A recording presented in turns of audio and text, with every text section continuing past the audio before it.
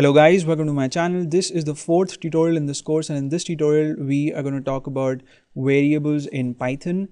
And a variable is nothing but a container in your computer's memory for some data, right? And Python, unlike other languages, does not require you to mention type of variables, nor do you have to explicitly create or declare them before assigning values. So it's obviously very convenient. And in the last tutorial we checked out how we can create a string variable, and we did create a few, and we assigned string values to the variables as well.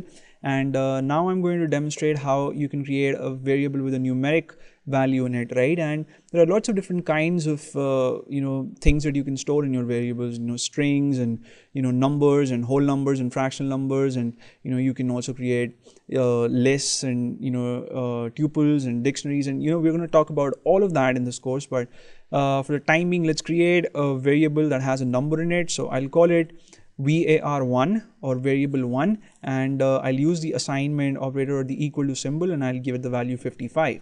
And when I press the enter key, I don't see a message, but when I type in var1 and press the enter key, now I see the value that's there in the number. And if I want to create a variable with a fractional value, something like 37.86, I'll type in that and I press the enter key. And again, if I type in var2 and var, that's the name I've given to the variable, and press the enter key, I see the value that's there in it. And I can also use the print function to see the value of the variable, and I'll type in print, and within parentheses I'll just have to type in the name of the variable. So I type in var and press the enter key, I see the value in it, right? So the next thing that we're going to check out is how we can assign one value to multiple variables on a single line, right? So let's say I want to assign the value 100 to three variables, variable 1, variable 2, and variable 3. So I'll type in var1 for variable 1, and then the equal to symbol, and I'll type in var2 for variable 2,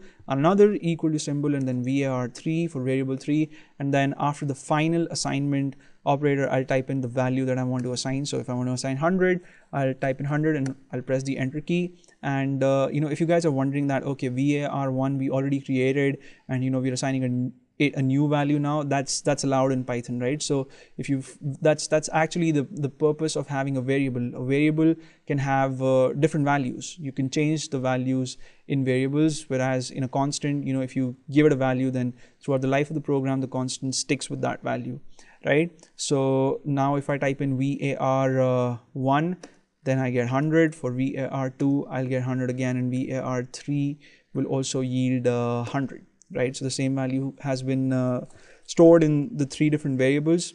And another thing that I want to show you guys is how you can assign values simultaneously to multiple variables, but different values. So in this case we assigned the same value 100.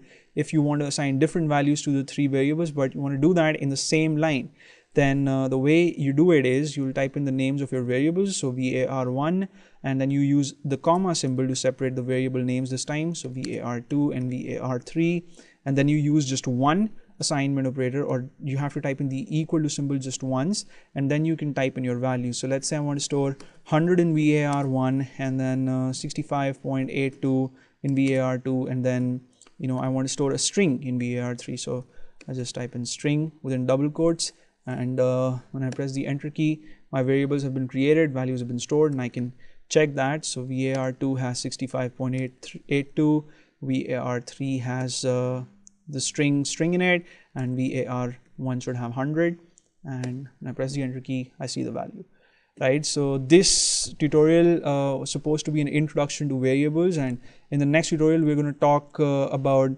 numbers and strings in more detail.